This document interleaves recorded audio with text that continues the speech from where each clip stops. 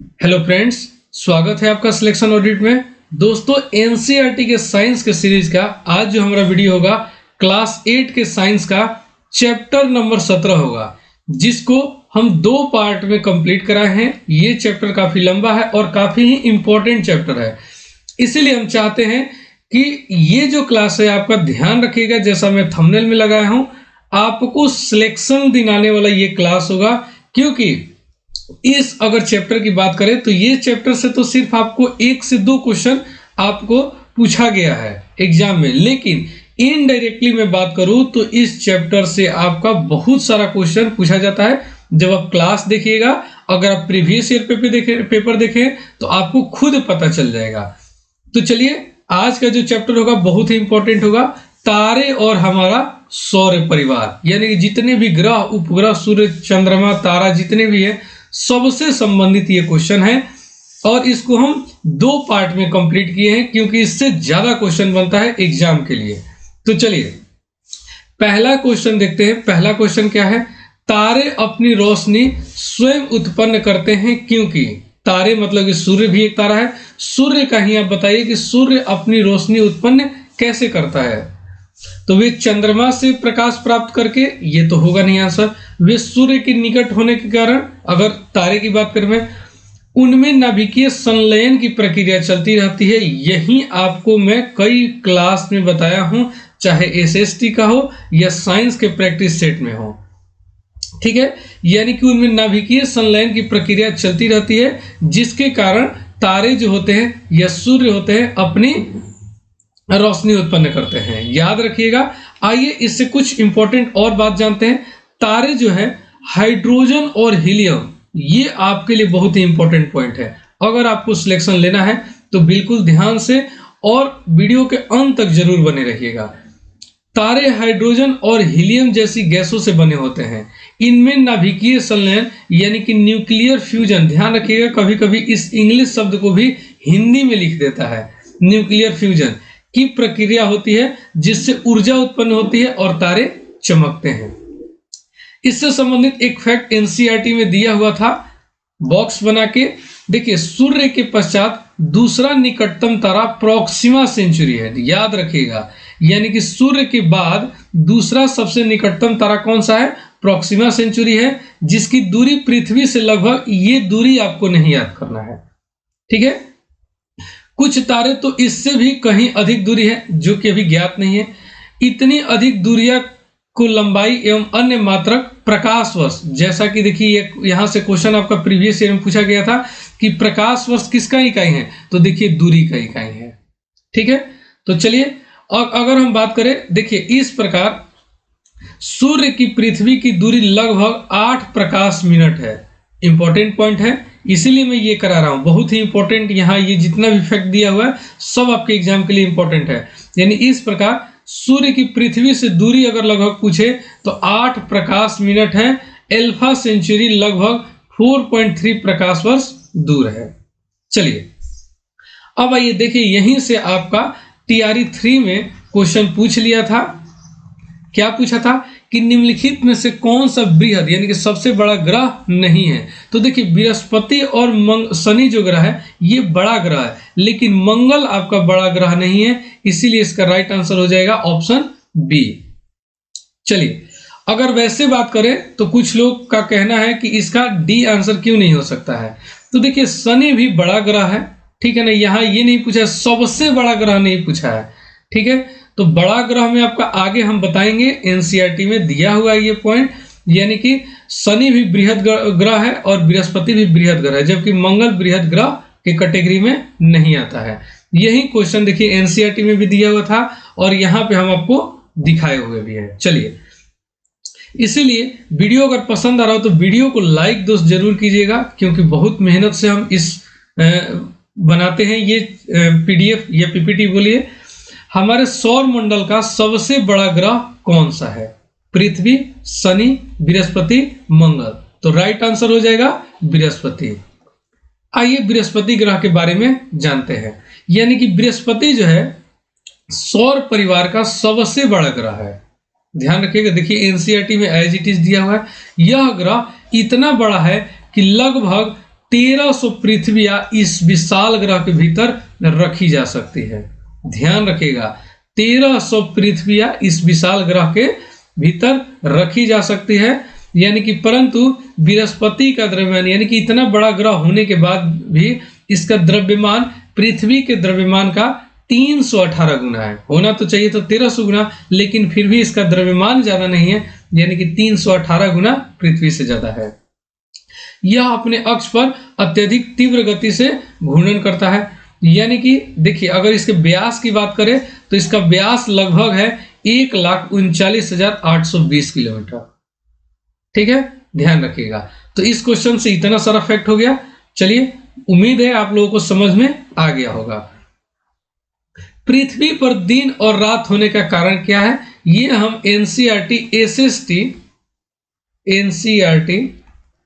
SST class आपका 7 के शायद चैप्टर 2 था, उसमें बहुत अच्छे से समझाए हैं। अगर आप नहीं देखें, प्लेलिस्ट बना हुआ है, आप जाके वहां जरूर देखिए।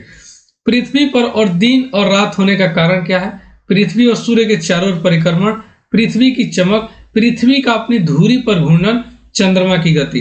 तो इसका राइट आंसर हो जाएगा ऑप्शन सी, पृथ्वी अपने अक्ष पे जो घूर्णन करती है।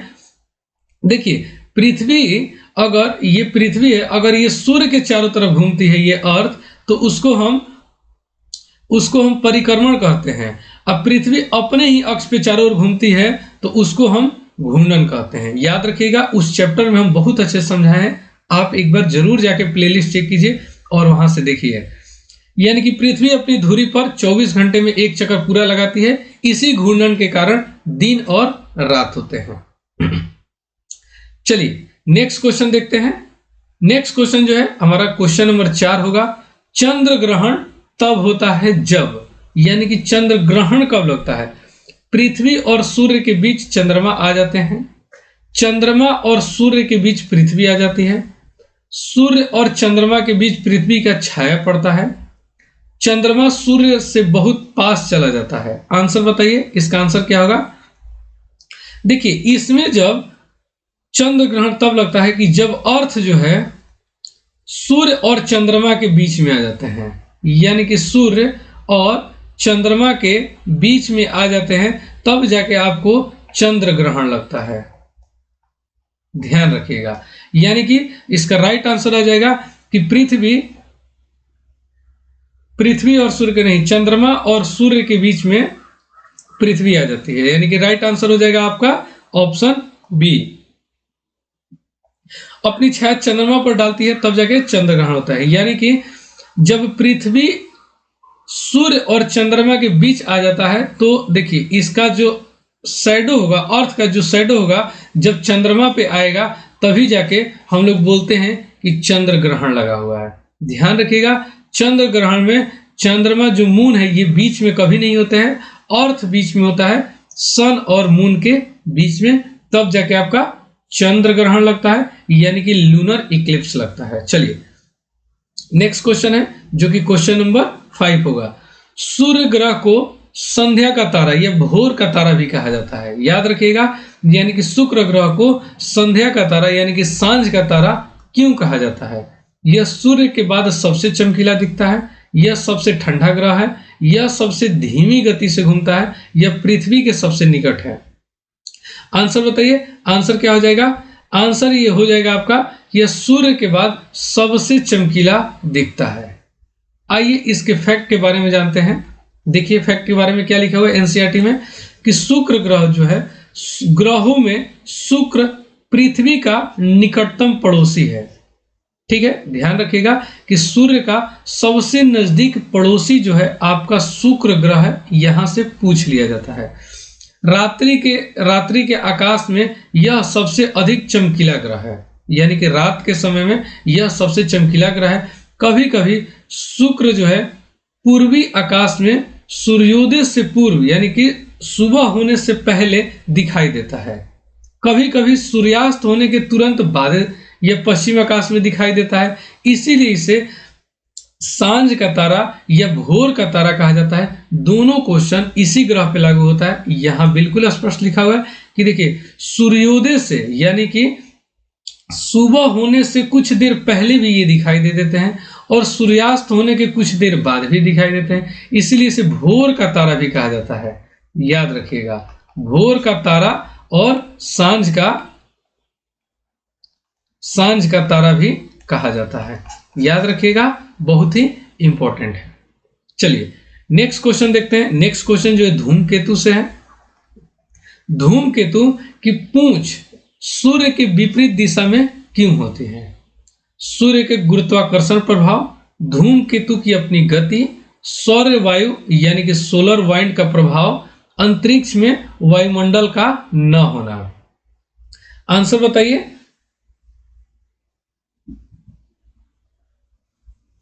इसका राइट आंसर हो जाएगा ऑप्शन सी, सौर वायु का प्रभाव, यानी कि सोलर जो वाइंड है, इसी कारण जो धूमकेतु का पूंछ है सूर्य की विपरीत दिशा में दिखाई देता है। आइए यहाँ क्या लिखा हुआ है, धूमकेतु के बारे में कुछ फैक्ट लिखा हुआ है कि धूमकेतु ही हमारे सौर परिवार के सदस्य है, यानी ये भी हमारे सौर परिवार का एक सदस्य ही है।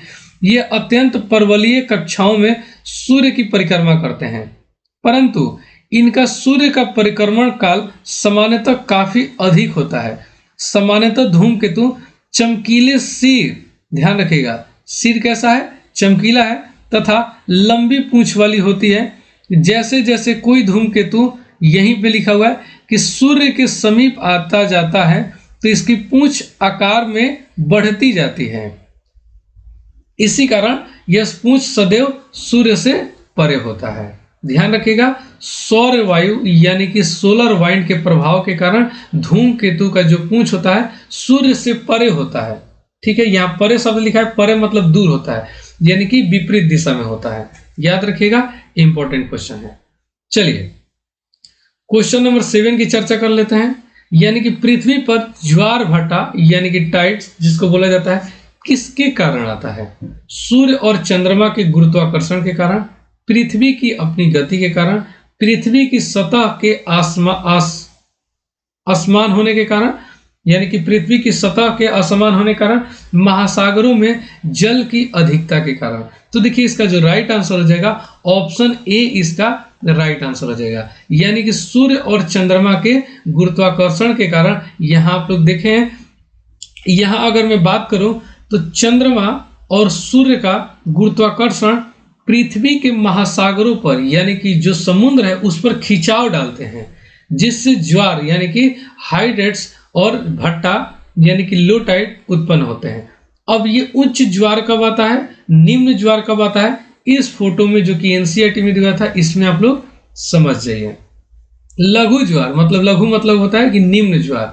निम्न ज्वार कब आता है कि जब पृथ्वी बीच में हो और चंद्रमा ऊपर हो और एक साइड में आपका सूर्य हो, तब जाके निम्न ज्वार आता है। क्योंकि देखिए कुछ पार्ट जो है ऊपर की, चंद्रमा ऊपर की तरफ अपना बल लगाएगा, सूर्य इस पार्ट पे इधर की ओर बल लगाएंगे।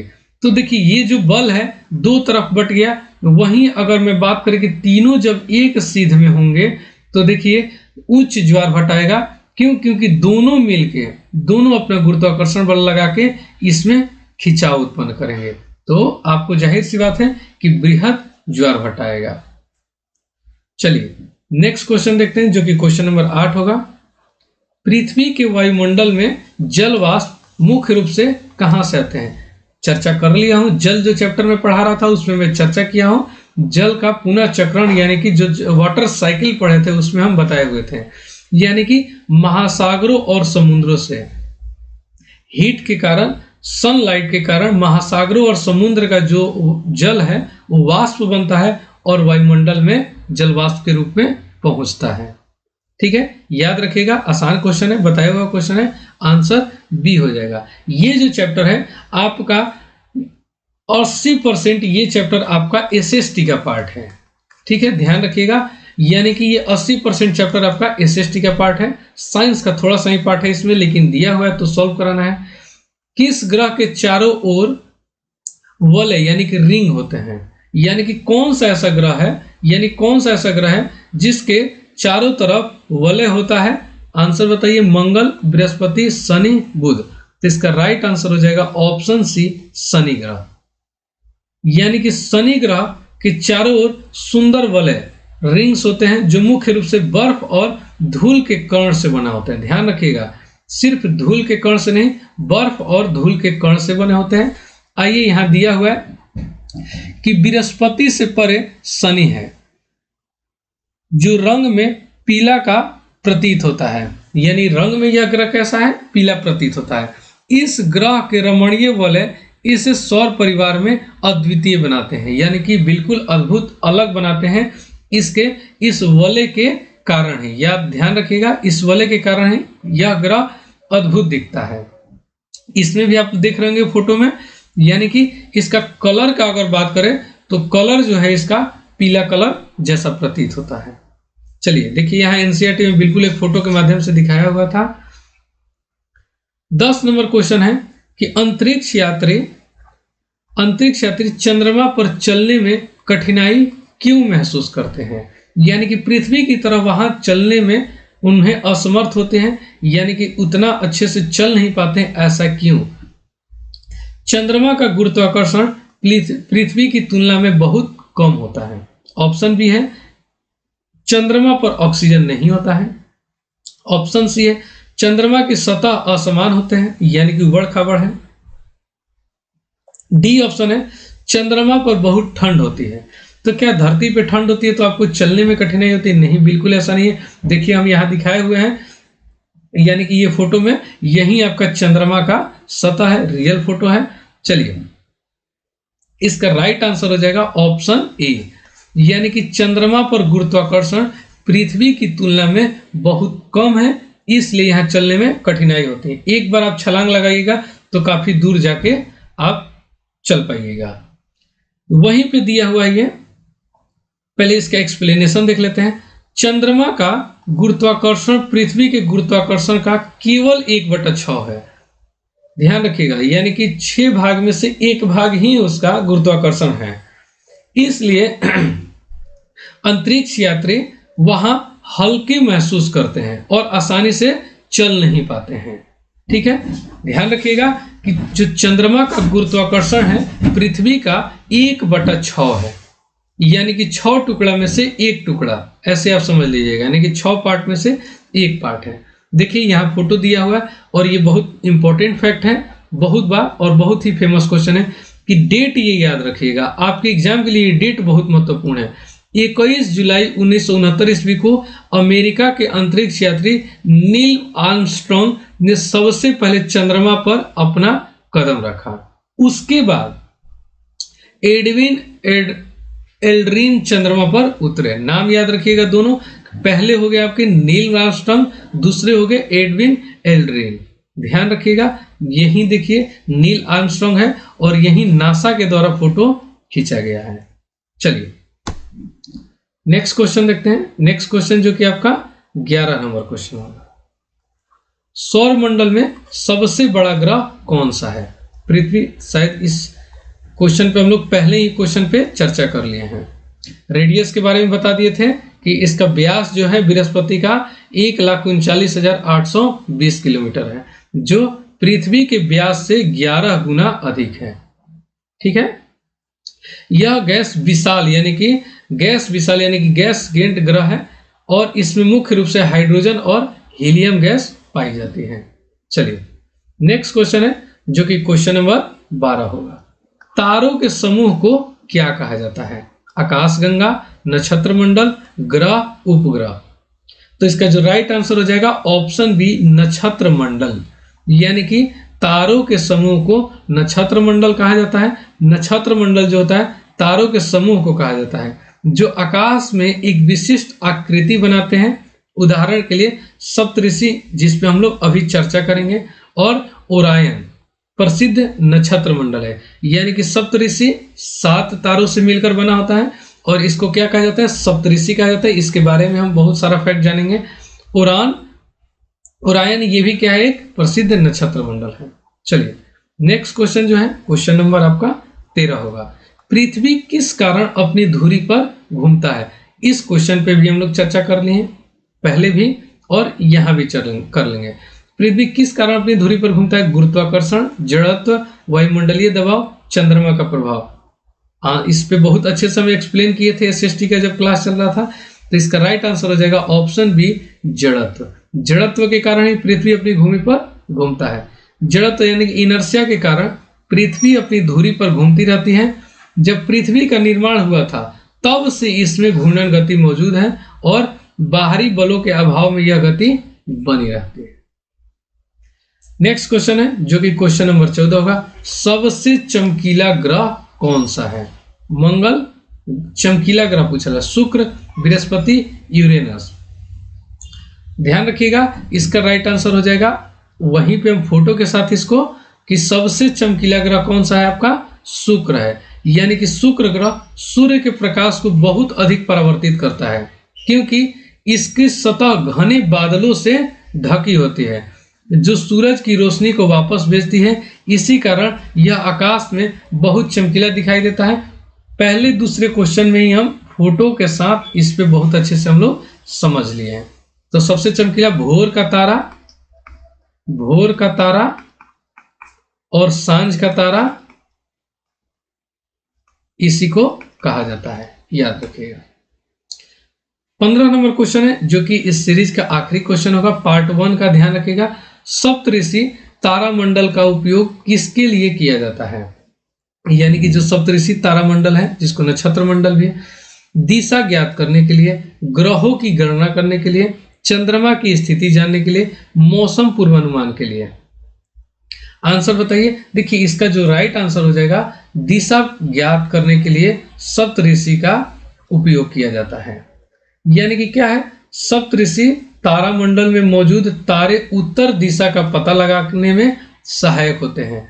इनमें इससे हमें ध्रुव तारे यानी कि पोल स्टार की स्थिति ज्ञात होती है जो सदा उत्तर दिशा में दिखाई देती है। यानी कि दिशा ज्ञात करने के लिए सप्तऋषि तारामंडल का उपयोग किया जाता है। आइए एनसीईआरटी में कुछ दिया हुआ फैक्ट इसके बारे में हम जानते हैं। देखिए 2 फोटो दिया हुआ है, ठीक है। ये जो आपको इसमें फोटो दिख रहा होगा ये है सप्तऋषि यानी कि 7 प्रसिद्ध भारतीय संतों या ऋषियों के नामों से साथ संबंध है। देखिए ये नाम तो आप याद नहीं रख सकते लेकिन एक नजर से जरूर देख लीजिएगा, हो सकता है आपके एग्जाम में पूछ ले कि इनमें से कौन से सप्तऋषि में शामिल नहीं है, ठीक है। जैसा कि नीचे दिए गए चित्र में दर्शाया गया है, प्राचीन पौराणिक कथाओं के अनुसार सप्तऋषि नक्षत्र वेदों के शाश्वत ज्ञान को इंगित करते हैं। किस ज्ञान को? शाश्वत ज्ञान को इंगित करते हैं वेदों के हिसाब से, ठीक है।